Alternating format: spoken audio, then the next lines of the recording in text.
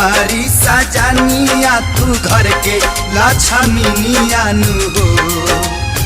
सुनाए हमारी सजनिया तू घर के लक्ष्मीनिया नु हो। छठी मैया के बैठी चरनिया तब करी जा पूजनिया नु हो। छठी मैया के बैठी चरनिया तब